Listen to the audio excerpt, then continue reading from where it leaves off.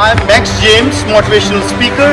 You know about that, the different interview, different topics and motivational speaking, knowledgeable video. You know, everything you get from our channel. हमारे channel पर आपको बहुत सारी चीजें मिलेंगी. Mostly for the youth, you get all the topic and get from motivation from our channel.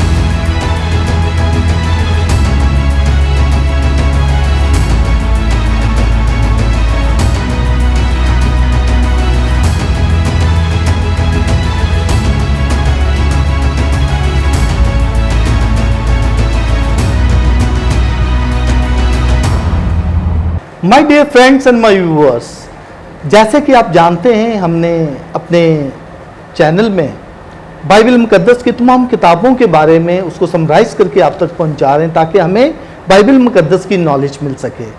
जैसे कि हम बता चुके हैं कि पुराना अहदनामा हमारा कंप्लीट हुआ, अपने नए अहदनामे की किताबों के बारे में बयान कर रहे हैं। तो आज हम अंजील मुकद्दस के बारे में बयान करेंगे जो कि मुकद्दस लूका की अंजील है।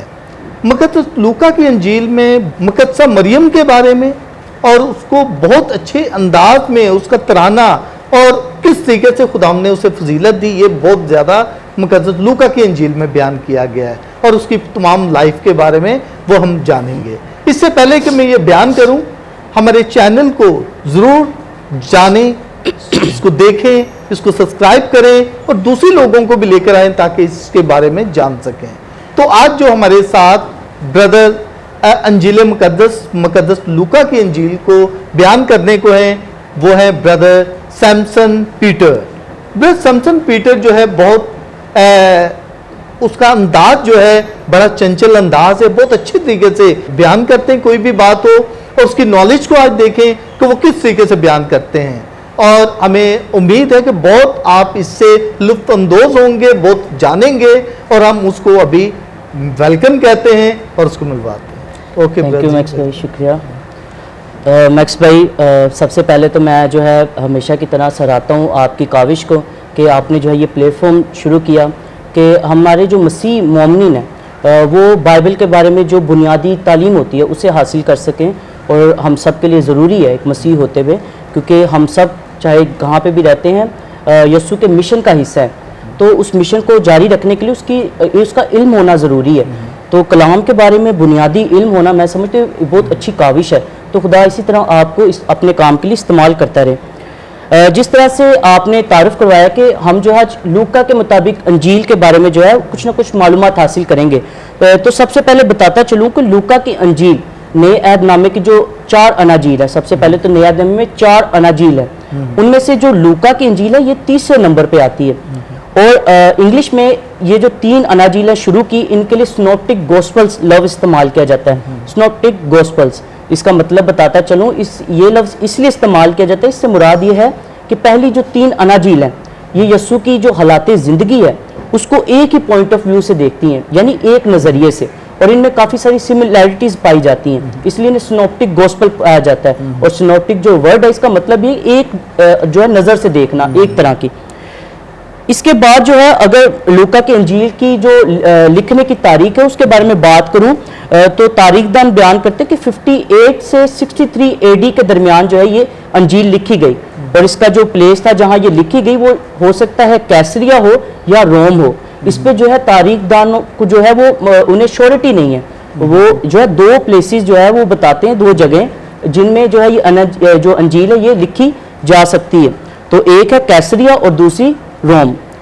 इसके बाद इसकी लिखारी की बात करूं कि ये अंजील लिखी किसने है, तो ये लूका ने अंजील लिखी है। और कहा जाता है कोई भी तहरीर को समझने के लिए उसके लिखारी को समझना ज़रूरी है।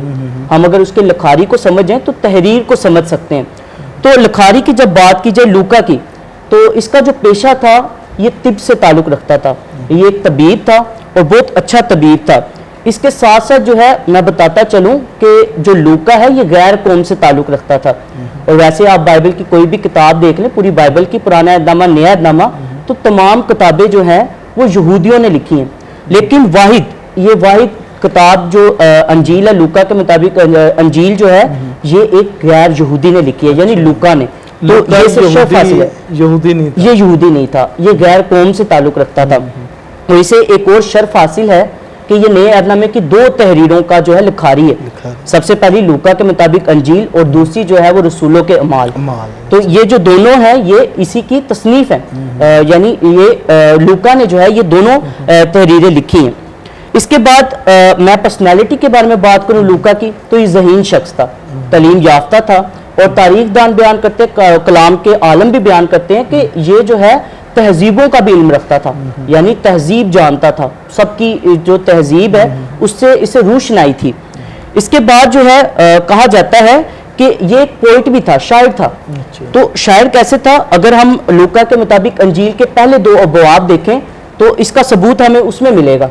पहले 2 अबवाब में हमें जो है वो गीत मिलेंगे, यानी उसमें किन किन के गीत शामिल हैं? सबसे पहले गैब्रियल का, मरियम का, जिक्रिया का, फरिश्तों का और शमाउन का जो तराना है वो शामिल है। तो ये इसका जो है वो शायरी से गहरा लगाव था और इसकी जो तहरीर जब आप इसे पढ़ेंगे तो शायराना अंदाज है। तो इस वजह से तारीख दान और कलाम के जो आलम बयान करते हैं कि इसका ताल्लुक जो है वो शायरी से भी था। फिर इसके साथ साथ इसे साइंटिस्ट भी कहा जाता है।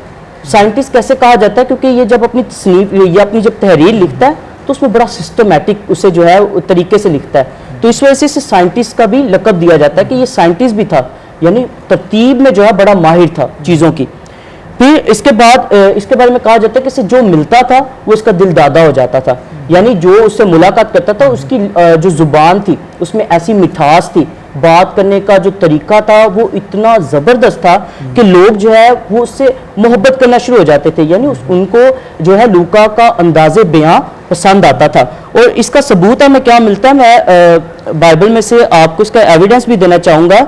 अगर हम कुलसियों के नाम जो पुलूस का खत है उसके 4 बाब की 14वीं आयत देखें तो पुलूस रसूल क्या बयान करता है? पुलूस रसूल कहता है लूका प्यारा तबीब। लूका के लिए क्या लफ्ज इस्तेमाल करते हैं? लूका प्यारा तबीब और दिमाग तुमसे सलाम कहते हैं। तो पुलूस भी लूका के लिए प्यारा तबीब का लफ्ज इस्तेमाल करता है। तो इस लूका के बारे में मशहूर था कि जिससे भी ये मिलता था वो उनका प्यारा हो जाता था, यानी उसका अंदाजे बयां बहुत अच्छा था, दिल दादा हो जाना जी। तो लोग जो है वो उससे मुतासिर होते थे। फिर इसके बाद जो है ये एक मेहनती और दिलजोई के साथ काम करने वाला शख्स था। अब दिलजोई के साथ कैसे मैं कह रहा हूँ? क्योंकि अगर आप देखें लूका की अंजील जो है, ये जो पहली 3 अनाजील है, मत्ती, मरकस और लूका की अंजील इन दोनों अनाजील के बाद लिखी गई है, यानी इनके बाद तहरीर गई। अब जारी बात है कई साल बाद अगर कोई चीज़ लिखी जाए तो उसका जो डेटा होता है, यानी उसकी जो तारीख होती है उसे इकट्ठा करने में बड़ा वक्त लगता है, बड़ी मेहनत दरकार है। तो ये जो अंजील है ये 2 अनाजील के बाद लिखी गई है। तो कहा जाता है कि जो चीज़ें इकट्ठी की गई, यानी जितनी भी मालूमात लूका ने इकट्ठी की और लूका यीशु के साथ नहीं रहा। ये दरअसल मैं ये भी बताता चलूँ, ये पुलूस के साथ जो है, पुलूस का हम सफ़र था। अच्छा। उसका जो है आगे शागिर्दों में शुमार कह लें या उसके साथ जो है वो मिशन में था। तो ये यीशु के साथ नहीं रहा, लेकिन अंजील लिखी है तो उसके लिए। और दूसरी बात, गैर कौम से ताल्लुक रखता था, कन्वर्ट हुआ था और इसलिए इसको बड़ी मेहनत लगी मालूमात इकट्ठी करने में। और कहते हैं कि इसका जो 50% मवाद है वो मत्ती और मरकस से लिया गया है। अच्छा। ठीक है, तो उससे सिमिलैरिटीज हमें काफ़ी मिलती हैं। तो इस वजह से मेहनती और दिलजोई के साथ काम करने वाला शख्स था, फोकस बहुत था इसका, कमिटेड शख्स था। और इसका एक और सबूत ये भी मिलता है कि ये पुलूस के साथ उसके सफ़र में भी उसके साथ शामिल था, उसके साथ सफ़र करता रहा है। पुलूस जैसे अपनी जर्नीज का, आपने पुलूस की जर्नीज का इल्म होगा कि हाँ जी उसकी जर्नीज थी, तो उनमें भी ये पुलूस के साथ रहा है और उसके मिशन में उसकी मदद करता रहा। फिर इसके बाद इसकी एक और बड़ी बात, ये बड़ा वफादार शख्स था। और इसकी वफादारी का सबूत कैसे मिलता है? तो पुलूस जब कैद में था तो कहा जाता है कि ये पुलूस के साथ कैद में भी उसके साथ रहता है, और ना सिर्फ साथ रहता है बल्कि बहुत सारी और बार जो परसिक्यूशन होती है, जार सानी होती है, उनका भी सामना करता है, तो डरता नहीं है।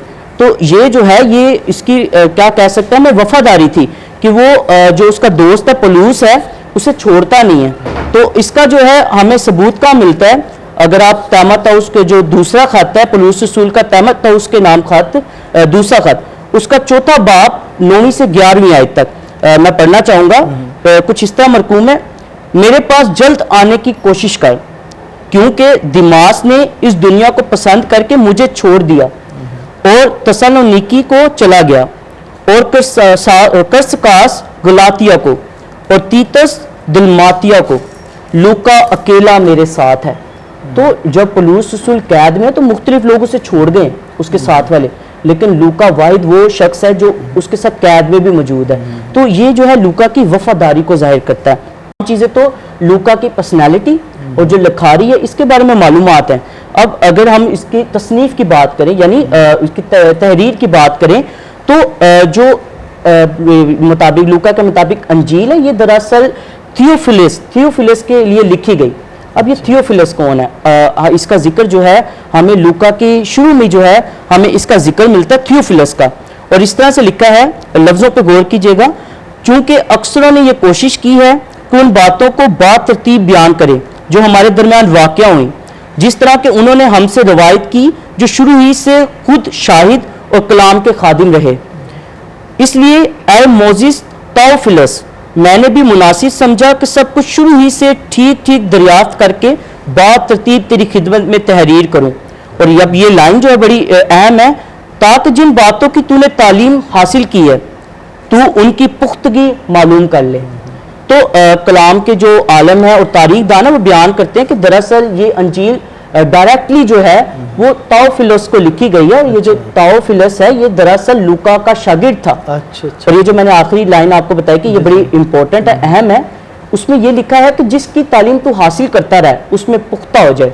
तो तारीख दान बयान करते हैं कि जो लूका के मुताबिक अंजील है ये दरअसल वो बातें जो थियोफिलस जो है सुनता रहा था उसके बारे में और मजबूत हो जाए, उन्हीं बातों को दोबारा से रिपीट किया गया, उनको लिख के दी जी जी हाँ जी दोबारा से उनको ना नए अंदाज से पेश की गई। जैसे मैंने आपको बताया इसका 50% जो मवाद है वो मत्ती और मरकज से जो है वो लिया गया है, यानी पुरानी बातें जो शुरू से चलती आ रही थी रवायात, उन्हीं को दोबारा एक अलग अंदाज से बयान किया गया। इसके साथ साथ अगर हम इनडायरेक्टली देखें तो ये गैर कौमों के लिए लिखी गई और खासतौर पर यूनानियों के लिए। और इसका पर्पस क्या था, मकसद क्या था, लूका क्यों ये अंजील लिखता है? अगर आप ये वक्त देखें 58 AD से 68 AD, तो ये रोमन हुकूमत का वक्त था। रोमी जो है वो हुकूमत कर रहे थे पैलेस्टाइन पर, जो फलस्तीन था उस पर रोमी हुकूमत थी। और इस दौरान जो है ग्रीक कल्चर, इनसे पहले हम जानते ग्रीक रहते थे, तो रोमी बेशक हुकूमत कर रहे थे लेकिन ग्रीक कल्चर यूनानी कल्चर कहीं ना कहीं उस वक्त भी मौजूद रहा, वो रह गया था। तो उनमें जो लोग रहते थे वो दरअसल यूनानी कल्चर से, यूनानी तहजीब से ताल्लुक़ रखते थे। तो जो लूका है वो अंजील खास तौर पे उन यूनानियों के लिए लिखता है जो उस तहजीब का हिस्सा थे। तो और उसमें ये बताता क्या है, पर्पस क्या है, ये यूनानियों को बताना चाहता है कि यसू एक मसाली शख्स है, एक मसाली शख्स। मैं बताता चलूँ ग्रीक क्या समझते हैं, ग्रीक जो है वो मज़ाहब पे ईमान नहीं रखते, ग्रीक जो है वो फिलोसफी पे भरोसा रखते हैं जी, और फिलोसफी का ताल्लुक इंसानी ज़िंदगी से है, फिजिकल वर्ल्ड से। तो जो लूका है वो ज़्यादा यसू की ज़मीनी ज़िंदगी पे जोर देता है ताकि यूनानियों को बताया जाए कि यसू जो है एक मिसाली शख्स भी था इस दुनिया में रहते हुए, इसलिए वो उसकी जो दुनियावी ज़िंदगी थी, इस दुनिया में जो उसका मिशन था उस पर ज़्यादा जोर देता है। फिर इसके बाद वैल्यू की बात की जाए कि जो लूका के मुताबिक अंजील है उसकी अहमियत क्या है, तो सबसे पहले तो जिस तरह मैंने पहले बताया कि यसू की ज़मीनी ज़िंदगी पे बड़ा जोर देती है, उसे तफसील से बयान करती है। और दूसरा, यसू को एक मिसाली शख्स के तौर पे तमाम लोगों के सामने पेश करती है, यानी उसकी ज़िंदगी क्या थी, तमाम लोगों के लिए मिसाल थी। वो एक मिसाल थी कैसे उसने इस दुनिया में रहते हुए भी इंसानियत का जो दर्स दिया, वो हम तमाम इंसानों के लिए एक मिसाल है। तो वो जो लूका है वो ख़ास तौर पे इस चीज़ पे जोर देता है। अब बात की जाए इसके हिस्सों की कि लूका की अंजील जो है ये इसकी तरतीब किस तरह से है, तो इसके बुनियादी तौर पे 5 हिस्से हैं, 5 हिस्सों में से तकसीम किया जाता है। सबसे पहला हिस्सा जो है वो पहली आयत है, और पहले बाब की पहली आयत से दूसरे बाब तक। ये जो है हिस्सा है इसे कहा जाता है, इसमें प्रेज है, खुदा की हमदो सना है। जैसे मैंने आपको बताया पहले 2 बाब में जो गीत मिलते हैं हमें, तो गीत क्या करते हैं, खुदा की हमदो सना करते हैं। उसके बाद जो है दूसरा पार्ट वो भी दूसरे बाब, ये पहले बाब से ताल्लुक रखता है, यानी ये जो पहला और दूसरा हिस्सा है ये खुदा की हमदो सना पर ही, हमदो सना जो है उस पर बुनियाद, वो इनकी बुनियाद है। उसके बाद जो तीसरा हिस्सा है वो है तीसरे बाब की पहली आयत से लेके 19वें बाब की 27वीं आयत तक। और ये कहा जाता है कि ये जो हिस्सा है ये यीशु की जो पब्लिक मिनिस्ट्री है, यानी इस दुनिया में जो रहते हुए उसने मिशन यीशु का आगे ले, खुदा बाप का मिशन लेकर चला, उसके बारे में जो मालूमात है वो हमें इस हिस्से में मिलती है। और ये कहाँ से? तीसरे बाब की पहली आयत से लेके 19वें बाब की 27वीं आयत तक है।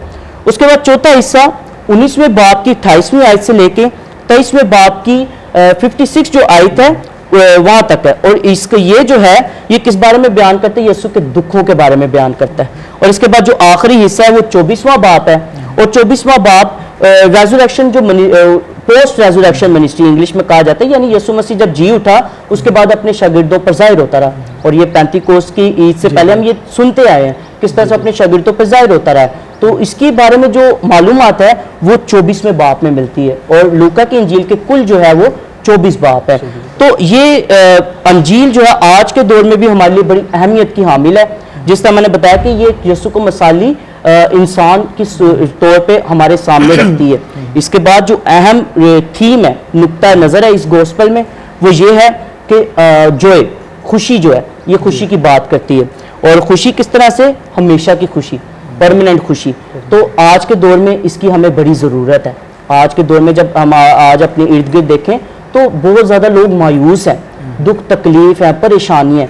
और इस परेशानियों में जो लूका की अंजील है ये हमें खुशी का पैगाम देती है। खुशी का पैगाम क्या है? कि यीशु, सबसे पहले तो यीशु एक मिसाली शख्स है और उसको हमने अपनी ज़िंदगी का मॉडल बनाना है, नमूना बनाना है। दूसरी चीज़, यीशु हमेशा की खुशी का वादा हमसे करता है और वो हमेशा की ज़िंदगी है। तो जब हम यीशु में पेवस्त रहते हैं तो हम जो है हमेशा की खुशी हासिल करेंगे जिसकी कोई लिमिट नहीं होगी, हमेशा की खुशी होगी। बहुत nice brother.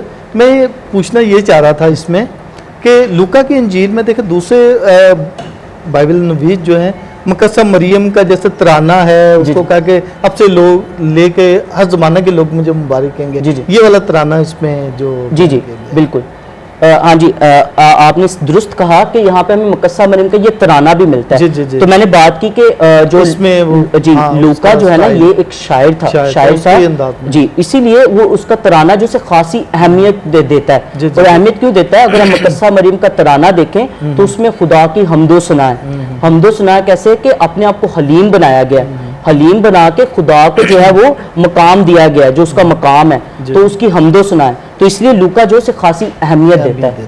Okay dear brother, my dear friends and my viewers, जैसा कि ब्रदर सैमसन पीटर ने अपने अंदाज में, अपने जोशीले अंदाज में जो कि बाइबल मुकद्दस को बयान किया, वाकई बहुत सारी चीज़ें ऐसी हैं जो मेरे लिए भी एक न्यू हैं, जो मैं सोचता हूँ कि शायद ऐसी चीज़ें मैंने भी गौर नहीं की, लेकिन यहाँ आज मैंने सीखी है। तो ये आपके सीखने के लिए बहुत अच्छा है। इसको ज़रूर देखें, शेयर करें, लाइक करें और मेरे चैनल को भी सब्सक्राइब करें। Thank you so much brother, बहुत नाइस, गॉड ब्लेस यू।